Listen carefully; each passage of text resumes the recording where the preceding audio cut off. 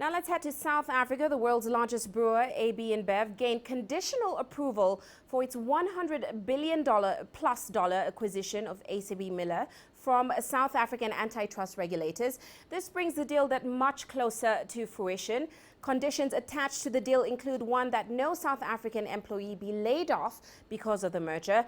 Other conditions include a requirement that the merged entity sell off SAB's stake in liquor maker Distell, in addition to making a 1 billion rand investment in South African agriculture.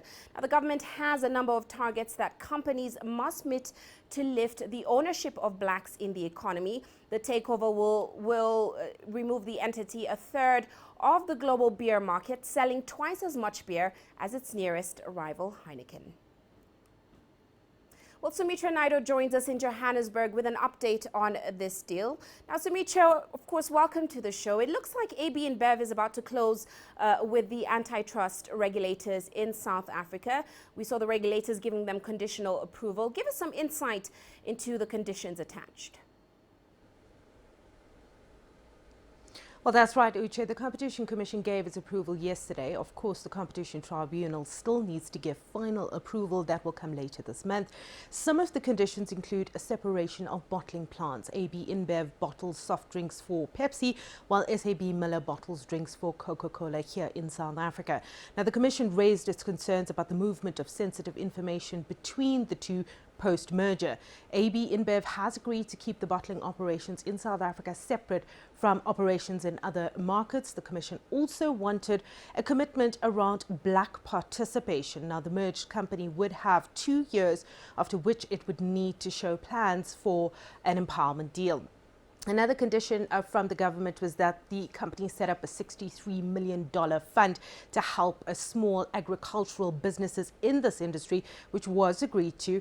But the most important condition was that of job losses, as you mentioned. The Commission insisted that there would be no job cuts in perpetuity, essentially tying the company to all employees indefinitely or until natural attrition occurs.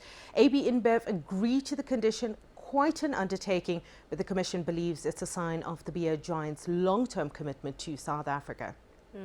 Now, Sumitra, as mentioned before, one of the conditions is that SABMiller must sell its 26.4% stake in the liquor maker Distell. Do we know why they require this?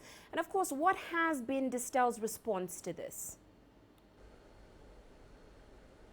Well, again, the Commission was concerned about the sharing of commercially sensitive information.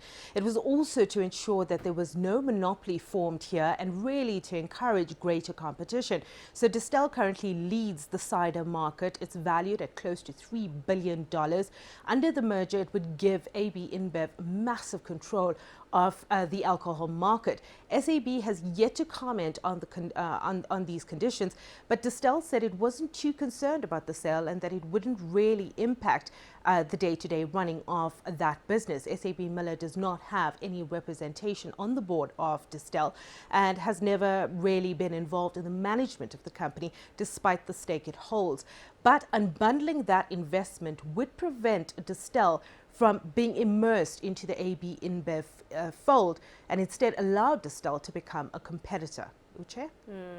Now, Sumitra, it looks like the deal will finally go through. Are we expecting any more hurdles for this deal going forward? Well, it doesn't look like. The merger has received the go-ahead in most regions, and the companies have agreed to meet all of the conditions set out in most cases to sell off holdings of different beer or bottling companies. In China, SABMiller will sell its 49% stake back to China Resources Breweries. It has a joint venture there. That company, which makes snow beer, it's the world's top-selling beer by volume. There was also a condition by the Brussels competition regulator that AB InBev sells off SABMiller's entire business in Europe. AB has already agreed to sell off premium brands Grolsch and Peroni to Japanese brewer Asahi. Australia has given the deal the go-ahead. Last week we heard from the European Commission that giving it its approval. Final approvals, though, are still needed from China and the United States. Well, thank you so much for those insights. Of course, Sumitra Naidu joining us in Johannesburg.